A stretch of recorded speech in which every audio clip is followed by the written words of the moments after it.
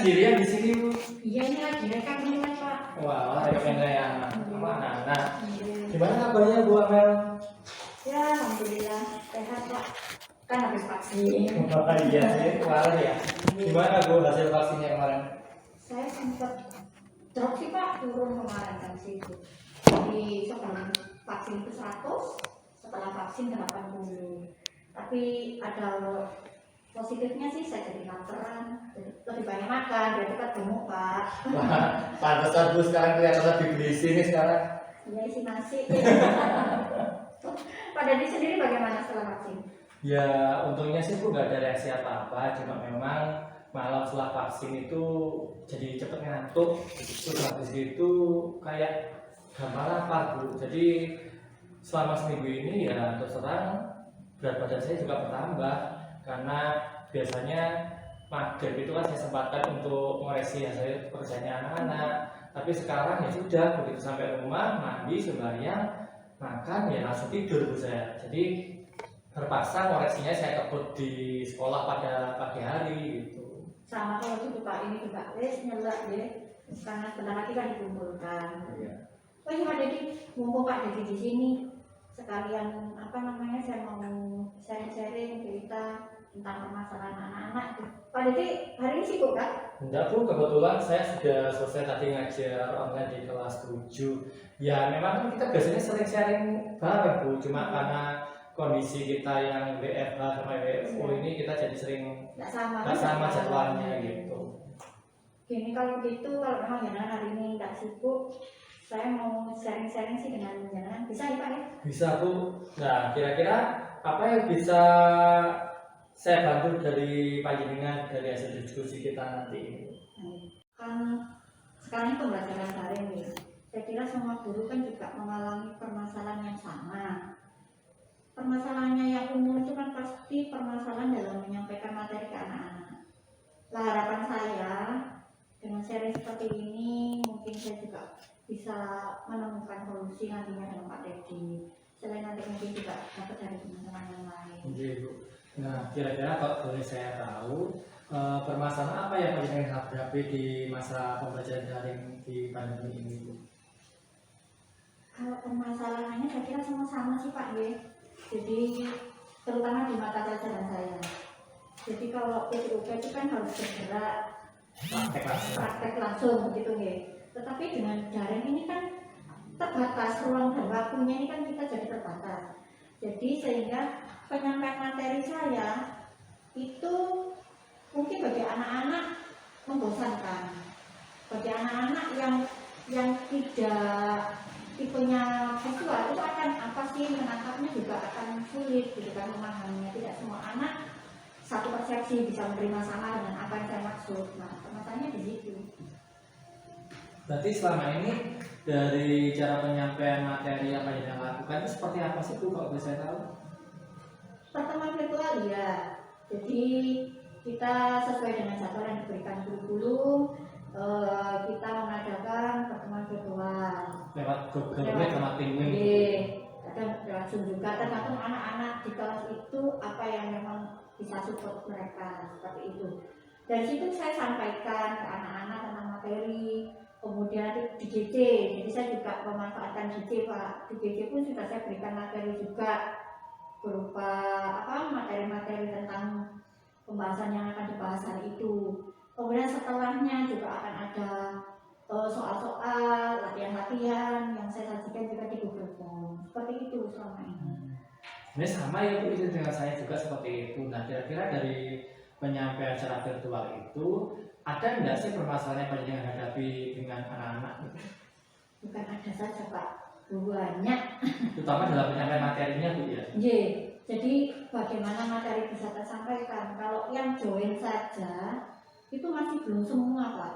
Jadi sekitar 60% anak-anak yang gabung itu. Dan itu dengan setelah saya gali dengan berbagai macam alasan mereka sendiri-sendiri tidak bisa gabung itu kenapa seperti itu. Berarti selama ini panjenengan juga sudah melakukan analisis Bu ya berkaitan dengan permasalahan anak-anak yang kenapa mereka tidak bisa join pada saat pembelajaran itu. Nah kira-kira permasalahan utama apa sih Bu yang dihadapi anak-anak saat itu? saya kira ini masalah yang menasional kayaknya Pak. Apalagi kalau kita lihat siswa kita, kemudian lokasi sekolah kita gitu nih, itu kan rata-rata ngapunten dari mana-mana ke bawah, kemudian dari sumber daya orang tua juga kita juga sudah paham. Jadi permasalahannya juga masalah kuota, kemudian keterbatasan memang wifi, jaringan yang punya saja, kemudian juga ada yang tidak punya HP, ada yang HP itu harus gantian, seperti itu. Iya sih Bu, memang padahal sebenarnya Bu ya, anak-anak kan juga sudah mendapatkan bantuan kuota dari Kemendikbud ya. Kemarin yang kurang lebih kalau nggak salah 10 giga tiap bulan.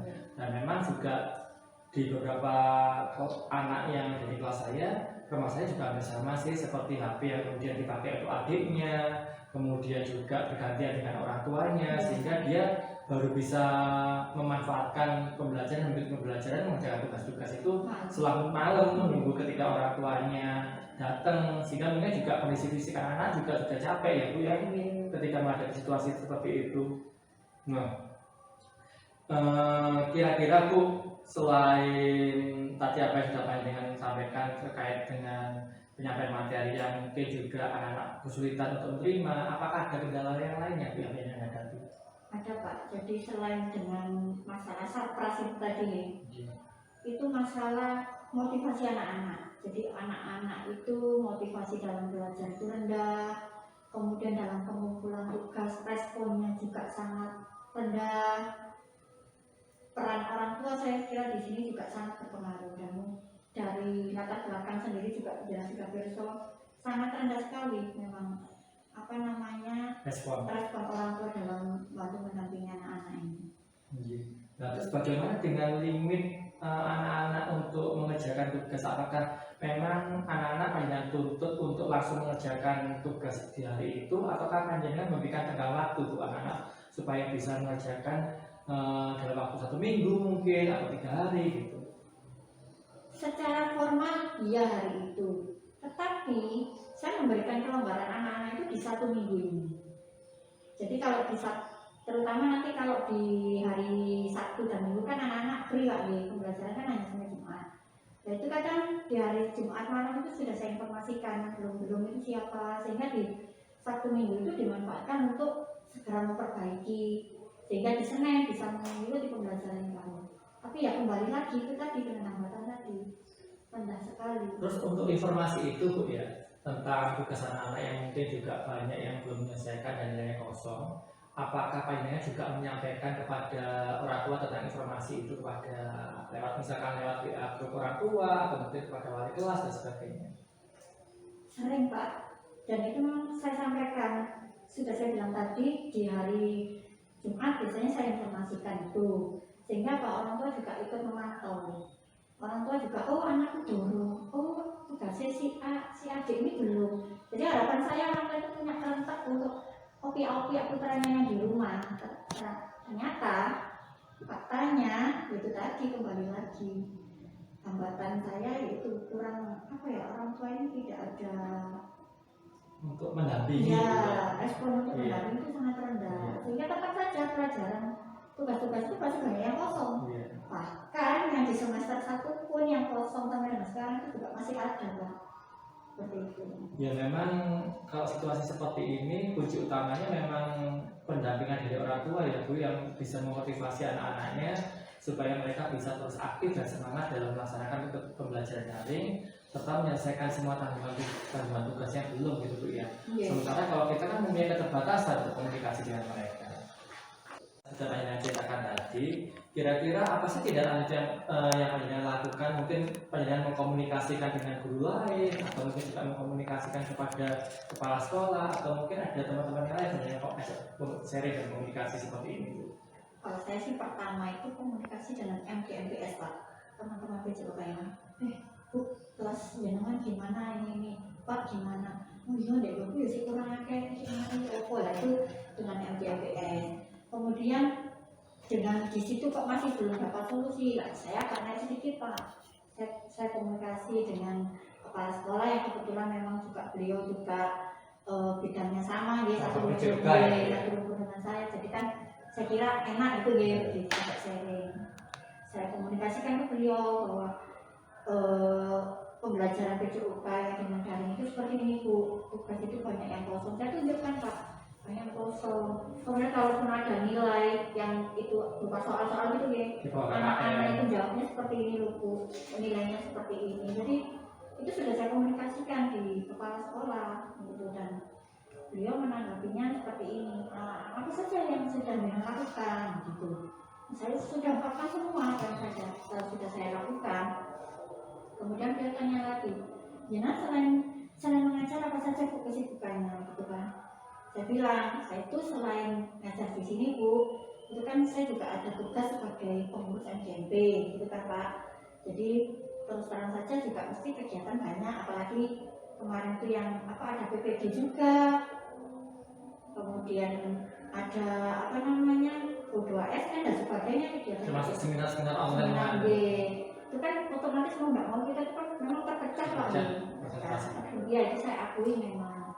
Kemudian di rumah juga saya kebetulan juga bertanggung jawab di wilayah itu ada tugas juga, gitu kan. Beliau menganggapnya itu merupakan hambatan bagi saya.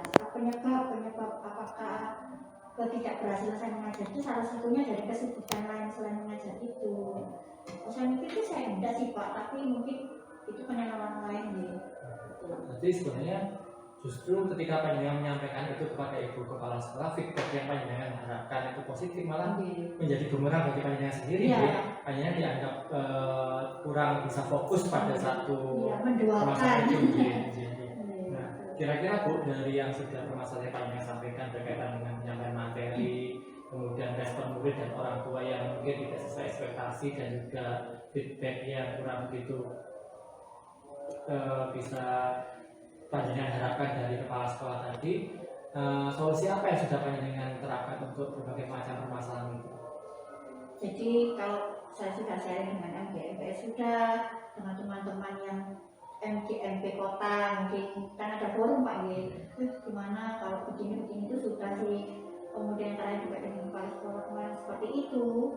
Akhirnya saya kembalikan lagi, saya mikir juga gimana ya caranya. Hanya saya kembalikan lagi, karena saya ini berhubungan dengan anak-anak, pembelajaran ini kan hubungannya guru dengan siswa ya. Hanya saya kembalikan lagi, apakah ada sesuatu yang membuat anak-anak ini kurang antusias? Apa sih yang membuat anak-anak ini? Akhirnya saya perlu ngomong-ngomong dengan mereka, supaya apa tujuan pembelajaran bisa tersampaikan. Kalau seperti ini terus kan tidak bisa gitu ya, akan tetap seperti itu. Akhirnya saya dengan anak-anak saya cari informasi dari beberapa apa sih ketika virtual itu, saya mencari informasi apa sih yang sebenarnya hambatan kalian itu apa. Kemudian dari pembelajaran PJOK selama ini, apa yang menjadikan kalian itu tidak bisa menyelesaikan tugas-tugas yang baik. Kemudian apa sih sebenarnya yang kalian inginkan itu, pembelajaran yang bagaimana yang kalian inginkan, sehingga kalian itu nanti merasa antusias, merasa nggak bosan, kamu yang menikmati tapi tidak tertekan. Itu yang bagaimana sih buat itu cukup menarik sekali Bu langkahnya. Berarti termasuk menggali informasi terhadap murid tentang kendala, hambatan, kemudian juga impian dan harapan mereka tentang pembelajaran daring seperti apa itu.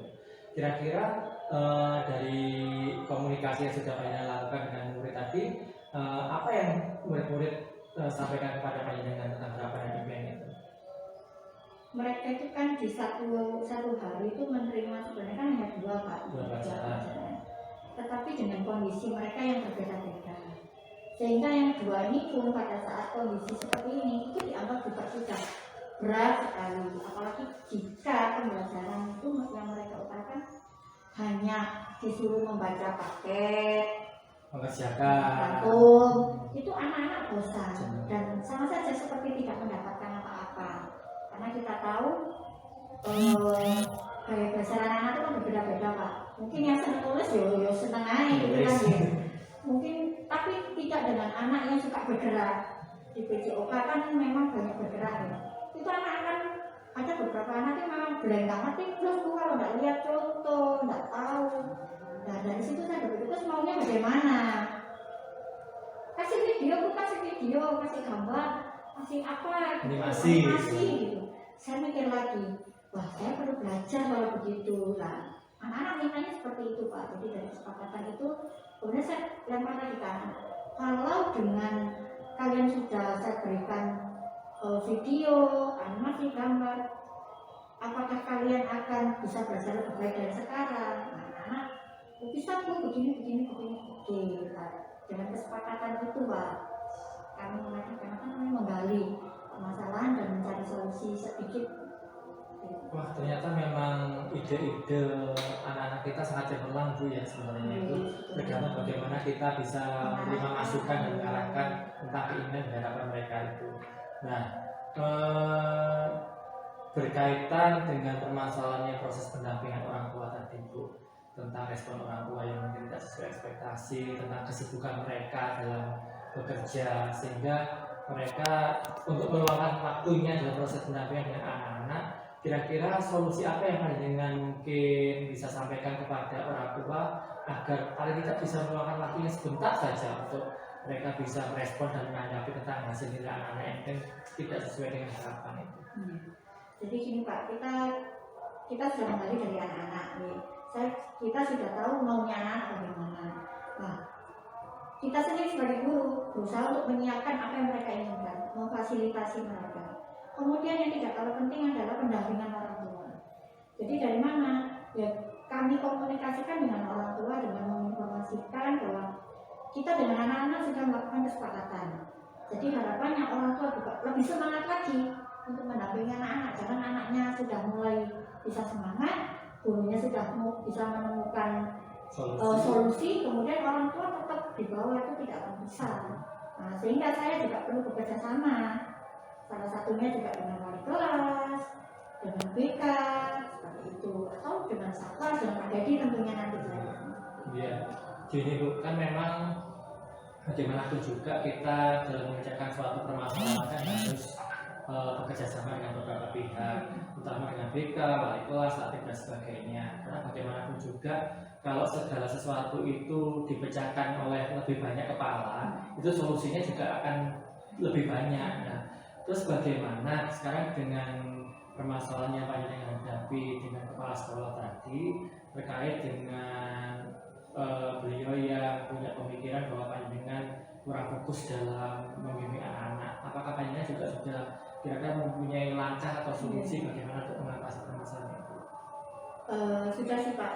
Jadi kalau memang persepsi beliau seperti itu, seperti dia beranggapan bahwa pengajar adalah nomor 2 atau mengajar itu nomor 2 kan ya, diduakan. Jadi saya sendirinya juga harus bikin itu sih. Skala prioritas. Iya, mengajar dulu yang dilakukan, yang selebihnya nanti kita tata lagi, bukan diabaikan ya Pak. Tetap bagaimana semua bisa berjalan berdampingan, kita buat jadwal. Jadi saya sendiri buat jadwal. Untuk jam sekian karena pembelajaran daring saya harus begini. Nanti jam sekian. Karena sore kan saya juga harus antar anak saya les, ada bola dan macam-macam itu Pak. Itu yang juga harus saya pikirkan juga seperti itu. Kemudian kegiatan di MPMP, kegiatan di masyarakat, itu bagaimana kita sambung, ya jadwal itu tadi yang harus dibuat. Nah, dari solusi-solusi yang sudah panjenengan tadi sebutkan tadi, ketiga solusi itu, kira-kira bagaimana langkah atau cara apa panjenengan untuk membuat skala prioritas dari solusi yang ada? Ya karena skala prioritasnya kan sekarang fokus ke pembelajaran ya, ke anak-anak, karena sebagai guru juga itu beban moral bagi saya juga untuk membekali anak-anak ini nanti melangkah di masa depannya kan gitu nih Pak. Harapannya itu bagaimana sih dengan kendala yang kemarin itu? Oh, anak-anak mintanya seperti ini. Nah, karena permintaan anak-anak adalah dengan visualisasi, ya saya kan tentunya bisa nggak bisa, mau nggak mau, harus belajar Pak. Bagaimana cara membuat video pembelajaran yang menarik. Mungkin Pak Dedi kemarin juga habis pelatihan, ikut pelatihan online sana sini, dan jenengan juga basicnya juga IT ya. Nah, mungkin nanti saya juga bisa belajar Pak Dedi atau ke Pak Bas, ke Pak Karyo. Jadi saya harus belajar untuk menyiapkan fasilitas. Iya, apalagi kan kemarin memang kita juga difasilitasi untuk bagaimana melakukan pelatihan online Bu ya, tentang membuat video pembelajaran yang kreatif, inovatif, menyenangkan, termasuk juga dalam bukan hanya pada penyampaian materi juga mungkin dalam pada saat kita melakukan evaluasi dengan ya. kuisis, dan Nah, kalau sebagainya. selama ini kan saya pakai Google Google Form, Form. mungkin anak-anak jenuh dulu moco lah. Kalau dengan adanya kuisis itu kan anak-anak ada tantangan Pak, karena nanti kalau mencapai di level ini apa ini kan gitu, akhirnya malah nyandu pengen nyoba lagi gitu kan. Ya, apalagi kan di kuisis itu juga selain bisa diselesaikan secara personal juga bisa secara berkelompok ya. Iya. Nah, kira-kira dari strategi dari prioritas yang Panjenengan jalankan tadi, bagaimana sih strategi yang akan Panjenengan lakukan untuk pemecahan solusi itu? Itu tadi saya bekerja sama salah satunya dengan Satpras Pak. Jadi nanti minta tolong, ada bisa tarik ini, tak wes ngapunten wis tak rebuki. Pak Dedi butuh laptop yang agak canggih sedikit gitu ya. Pak Dedi butuh wifi yang jos lah. Nanti saya pasti ngeribukinya dengan jalan itu tadi. Yang penting jangan sampai butuh makan Bu ya. Kalau itu dengan mudah bisa Pak. Tuh, jadi ya memang perlu belajar Pak. Saya memang perlu belajar lebih banyak lagi memang untuk meningkatkan ya tadi perform saya sebagai seorang guru. Terus kalau boleh tahu Bu, dari rencana prioritas kemudian juga rencana strategi Panjenengan itu yang sudah Panjenengan sebutkan tadi, kira-kira kapan sih Panjenengan akan merealisasikan rencana-rencana itu? Saya juga tidak ingin menunda-nunda Pak. Saya juga tidak ingin terlalu dalam dilema yang nilainya positifnya kosong. Yang pasti akan sesegera mungkin, secepat mungkin, supaya apa? Kita bisa tahu memang apakah memang betul-betul apa pengaruh dalam pembelajaran yang lama dengan yang akan Kita terbaru tadi. apalagi nanti paling tidak kalau Panjenengan sudah bisa menemukan solusi itu, mungkin Panjenengan juga bisa menularkan kepada teman-teman yang lainnya Bu ya, sehingga bisa mendatangkan manfaat bukan hanya bagi diri Panjenengan sendiri, juga bagi teman-teman yang lainnya gitu. Nah, dalam merencanakan solusi-solusi tadi, kira-kira ukuran keberhasilan dari rencana aksi yang akan Panjenengan lakukan ke depannya nanti seperti apa untuk mengukur bahwa solusi yang sudah saya lakukan itu berhasil gitu. Standar ukurannya seperti apa? Ukuran atau standar keberhasilan itu ya dari anak-anak sendiri Pak. Anak-anak mengumpulkan tugas tepat waktu, tidak ada kendala, kemudian anak-anak nilainya itu juga meningkat. Kalau yang kemarin ngerjakan asal-asalan karena hanya sebagai formalitas kuis garap gitu ya, sekarang tidak, anak-anak menikmati, anak-anak senang, jadi benar-benar dikerjakan dengan baik. Jadi itu tadi ketepatan waktu dan hasil yang hasil berjalan. Kan kadang-kadang kita sudah menyusun rencana aksi itu dengan detail, kemudian juga sudah sempurna Bu ya. Tapi bagaimanapun juga ketika kita melaksanakan rencana aksi itu di lapangan, tentunya Panjenengan akan menghadapi kendala dan tantangan. Nah, kira-kira menurut perkiraan Panjenengan, kendala atau tantangan apa yang Panjenengan hadapi dalam perencanaan aksi itu? Karena perubahan kebaiknya itu juga tentang video belajar, dananya tetap saja berhubungan dengan koneksi Pak. Ya tetap saja masalahnya akan kembali lagi masalah kuota, koneksi internet dan Satpras itu tadi. Dan semoga dengan seperti ini semangatnya anak-anak, orang tua bisa memfasilitasi dengan baik. Oh anakku semangat belajar, ya wis tak pasang wifi sing paling apik gitu ya, sing wakek kuotanya gitu kan. Terus bagaimana komitmen Panjenengan untuk menjalankan aksi ini Bu nanti? Akan semakin sering menjalin kerjasama Pak dengan orang tua, dengan wali kelas, dengan BK, kemudian tetap pantau anak-anak dan kembali apa sih anak-anak. Berarti untuk menjalin komitmen ini supaya Panjenengan tetap punya tekad dan niat untuk memperbaiki diri, berarti perlu kerjasama dengan BK itu ya, aktif, wali kelas dan ini juga orang tua. Kemudian juga banyak sharing dengan teman-teman. Wah, nah terakhir Bu, bagaimana harapan Panjenengan dengan tindak lanjut dari sesi coaching yang sudah kita lakukan dari tadi pagi ini Bu? Harapan saya setelah ini tadi saya sudah gabung dengannya, sudah ikutin dengannya, saya minta waktu, harapannya ke depan itu lebih baik Pak, menemukan solusi-solusi yang yang brilian gitu. Sehingga apa, pembelajaran ke depan itu tidak membosankan dan hasil pembelajaran anak-anak itu meningkat. Kita bisa lihat di nilai anak yang Iya. Wah, ide Pak benar-benar luar biasa Bu. Mudah-mudahan ini bisa menjadi dasar bagi kita dalam membentuk komunitas praktisi yang melibatkan teman-teman lainnya jika mempunyai permasalahan yang mungkin juga sama dengan permasalahan yang banyak hadapi ini. Iya Pak Dedi, tapi Pak Dedi jangan bosan ya kalau nanti saya itu sering-sering Pak Dedi ini ya apa aja aku gak iso untuk edit video atau apa untuk sharing lainnya, jangan bosan gitu ya Pak. Bu, karena dari hasil sharing ini apalagi tadi Pak Ina sudah menyebutkan solusi-solusi yang sangat bagus menurut saya, itu juga malah bisa menambahkan pembelajaran bagi saya bagaimana caranya saya nanti juga mungkin menghadapi masalah yang sama ketika saya menyampaikan pembelajaran yang anak-anak di kelas itu Bu. Nah, sekarang saya juga sangat berterima kasih karena panjenengan sudah mempercayakan kepada saya sebagai teman yang mau diajak sharing seperti ini Bu. Dan mudah-mudahan harapannya apa yang kita sharingkan ini bisa bermanfaat bukan bagi diri kita sendiri tetapi juga bagi anak-anak Bu. Oke, harapannya ke depan memang itu Pak, tujuan utamanya kan memang kita membekali anak-anak dengan ilmu-ilmu yang ke depannya anak-anak nanti bisa gunakan untuk kehidupan sehari-hari. Gitu. Ya, sekali lagi terima kasih banyak. Saya akan siap selalu ready 24 jam di Pak, HP-nya jangan dimatikan. Ya, Bu. Itu saya mau izin pamit dulu Bu ya, karena ini tadi saya juga sudah masuk ke kelas berikutnya. Semoga sekali lagi terima kasih banyak udah mau kita diskusi seperti ini. Ini juga mau lanjut rekap Pak. Iya Bu, Ini tetap semangat. Iya Bu. catnya buahnya. Iya Bu. Moga Bu saya pamit dulu. Assalamualaikum. Salam.